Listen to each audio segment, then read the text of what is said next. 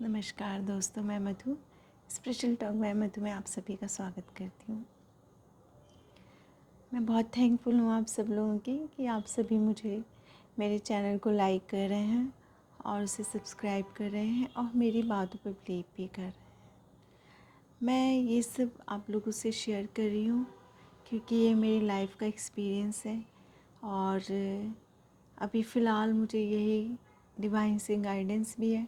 कि मैं आप सब लोगों से अपने एक्सपीरियंस को शेयर करूँ। इस पे कौन विश्वास करेगा कौन नहीं करेगा ये मैटर नहीं करता। मैटर ये करता है कि जो ऑलरेडी इस बात पर है, क्या उनको मेरी जर्नी से कुछ स्पिरिचुअल कोई गाइडेंस मिल रहा है, और अगर उनके मैं थोड़ा भी 1% भी काम आ रही हूँ और उनको गाइड कर पा रही हूँ या उनकी जर्नी में थोड़ा उनका साथ दे पा रही हूँ, तो मेरे लिए इतना ही काफ़ी है। मुझे ईश्वर ने जो भी कार्य दिया है मैं उसे पूरी ईमानदारी के साथ निभा पाऊँ, यही मेरी इच्छा है। मैं आज आपसे जो डिस्कस करना चाहती हूँ वह है कि आप अलग अलग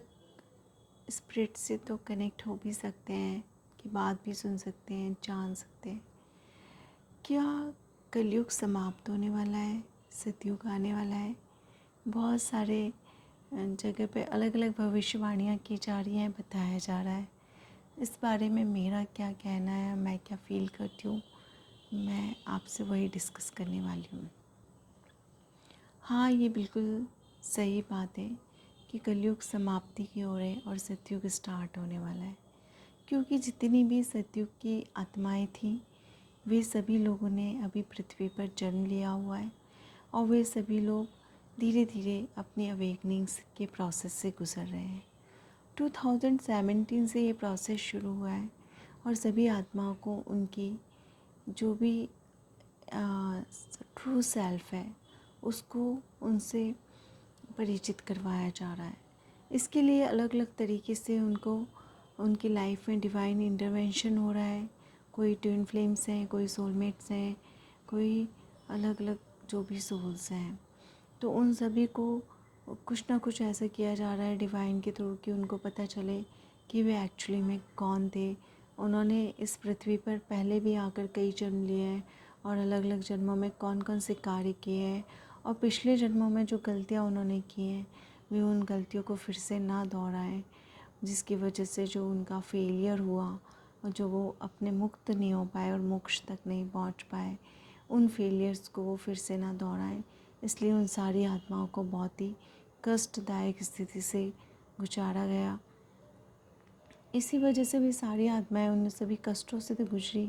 लेकिन उन्होंने महसूस किया कि कहीं ना कहीं वह उनका प्रारब्ध नहीं था बल्कि उनकी लर्निंग थी। उन्हें सिखाया जाना था कि किस तरह से उन्होंने अपने पिछले जन्मों में जो गलतियाँ की हैं वे गलतियाँ वे दोबारा ना दोहराएं और इस बार वे अपनी मुक्ति और मोक्ष तक पहुंच सकें। क्योंकि मैं खुद की पास्ट लाइफ तो देख ही सकती हूँ, खुद के पास्ट लाइफ रिग्रेशन के थ्रू उसी तरीके से मुझे ये ईश्वर से ही कुछ थोड़ी सी शक्ति मिली हुई है कि मैं दूसरों की पास्ट लाइफ में जाकर भी देख सकती हूँ कि वो पहले कौन थे। और इसी तरीके से मैंने दूसरों की पास्ट लाइफ को जब जाकर देखा तो मुझे पता चला कि बहुत सी महाभारत काल की आत्माएं जो हैं वे अभी पृथ्वी पर आई हुई हैं, और वे आत्माएं रामायण के टाइम पे यानी जब भगवान श्री राम थे तब भी थी, और उसके बाद में जब महाभारत युद्ध हुआ तब भी थी। और वो कोई स्टोरीज़ नहीं है, वो रियलिटी है। और वे सभी आत्माएं भी पुनर्जन्म लेकर फिर से आई हुई हैं। मैं ये तो नहीं जानती कि कल के अवतार हैं या नहीं, और वो अभी आए हुए हैं, क्योंकि अभी तक मैंने ऐसे किसी आत्मा को पहचाना नहीं है जो कल के अवतार के रूप में हो। लेकिन हाँ, भगवान श्री कृष्ण के साथ की बहुत सारी आत्माएं हैं जो अभी पृथ्वी पर हैं, और अब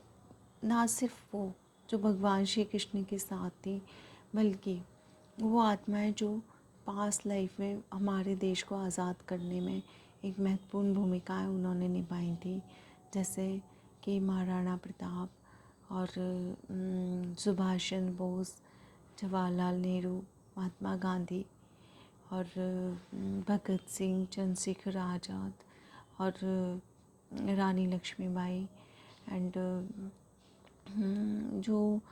फॉरेन कंट्रीज़ में भी बहुत ही जिन्होंने एक ऐसा रोल निभाया है जिसको आज भी बुक्स में लिखा जाता है, इतिहास में जिनका नाम लिखा जा चुका है, वे आत्माएं भी अभी पृथ्वी पर हैं और ये इनकारनेट हुई हैं। और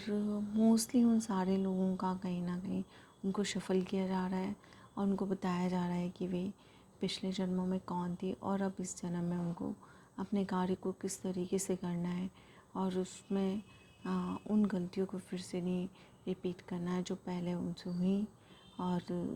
एक पेशेंस के साथ और एक डिग्निटी के साथ उनको अपने कार्य को करना है। इस बार सभी को ईश्वर के द्वारा सबके अलग अलग कार्य दिए गए हैं और सभी लोग अपने अपने कार्यों को एक साथ एकजुट होकर करेंगे। जब ये आत्माएं एक साथ एकजुट होने लगेंगी, कुछ होना शुरू हो गई हैं और कुछ धीरे धीरे हो जाएंगी, तो फिर उनको अपने अपने हिसाब से अपने अपने जो उनके अंदर एबिलिटीज़ हैं, जो उनके अंदर पिछले जन्मों से ही आई हैं, उन एबिलिटीज़ के हिसाब से वे कार्य करेंगी। और सतयुग तो जैसे ही वे आत्मा एक साथ हो जाएंगी और एक साथ कार्य करेंगी तो सतयुग तो स्टार्ट होगा ही होगा और लगभग स्टार्ट हो चुका है। कहीं ना कहीं उसके जो बीज हैं वो लग चुके हैं, अंकुरित भी हो रहे हैं और वापस एक वृक्ष बनने की बारी है। जैसे ही ज़्यादा से ज़्यादा आत्माओं को अपने इनकारनेट होने के बारे में पता चल जाएगा और वे अपने भूत भविष्य को जान लेंगी और उन्हें क्या कार्य दिया गया है वे ये जान लेंगी, तो वैसे ही वे अपने अपने कार्य में लिप्त हो जाएंगी और सतयुग का प्रारंभ पूर्ण रूप से हो जाएगा। जो भी ऐसे लोग हैं जो अपने आप को अवेकन नहीं कर पा रहे हैं और फिर 5D वर्ल्ड में शिफ्ट होने के लिए तैयार नहीं है, उन सभी लोगों को कहीं ना कहीं इसका जो कीमत है वह चुकानी पड़ेगी। इसलिए मेरी रिक्वेस्ट है सभी लोगों से कि सभी अपने आप को ध्यान में लेकर आएँ, योगा में लेकर आएँ और सात्विक हों और सभी धीरे धीरे करके अपने विकारों से मुक्त होने की कोशिश करें और विकारों से मुक्त होकर फिर वे इस संसार में जो अपना कार्य करने आए हैं वह कार्य करें और उस कार्य को करते हुए मोक्ष की प्राप्ति की ओर अग्रसर हों। उम्मीद है मेरे इस नॉलेज से आप लोगों को कुछ ना कुछ गाइडेंस मिला होगा और थैंक यू सो मच।